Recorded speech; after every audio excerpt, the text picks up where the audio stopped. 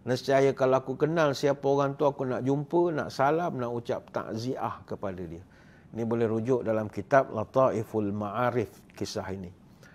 Sebab itu saudara, kita mesti ingat bahawa kita perlu berusaha untuk meningkatkan kualiti ibadat kita. Sebab kita tak nak ibadat kita tak diterima. 8 hari kita dah jalankan ibadah, siang, puasa, malam, qiyam dan macam-macam.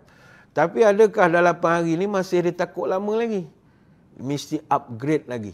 Tujuan kita nak naikkan kualiti kita sebab kita takut yang 8 hari kita buat ni tak ada kualiti, Allah tidak terima.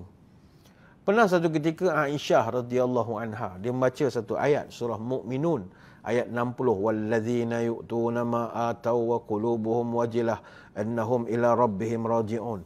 Orang yang memberikan apa yang mereka berikan dengan hati yang takut dan sesungguhnya mereka akan kembali kepada Tuhannya. Jadi Aisyah dia tak faham ayat ni, dia tanya kepada Nabi, "Ya Rasul, apa maknanya orang-orang yang memberikan apa yang telah mereka berikan dengan hati yang takut?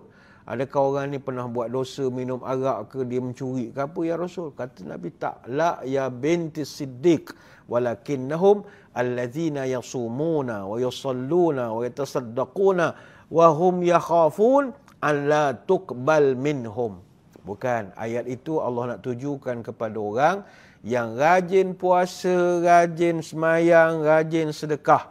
Tapi dalam masa yang sama, dalam hati mereka ada rasa kekhawatiran Allah tidak sudi menerima amalan mereka. Hadis riwayat Imam Tirmizi. Inilah sebagaimana yang disebutkan oleh Hasan Al-Basri, al-mu'min jama'a ihsana wa syafaqata. Orang beriman itu mesti dalam hatinya ada dua kutub yang berbeza. Dia kumpulkan dua perkara. Pertama, bila dia beramal, dia akan buat yang paling berkualiti. Yang kedua, pada sisi lain, dia juga khawatir amal yang dia buat tadi tak diterima Allah. Jadi 8 hari kita berada pada Ramadan, kita dah kena letakkan dalam jiwa kita ada sedikit kekhawatiran. Allah sudi ke terima ni 8 hari ni, puasa aku, bacaan Quran aku, pergi tarawih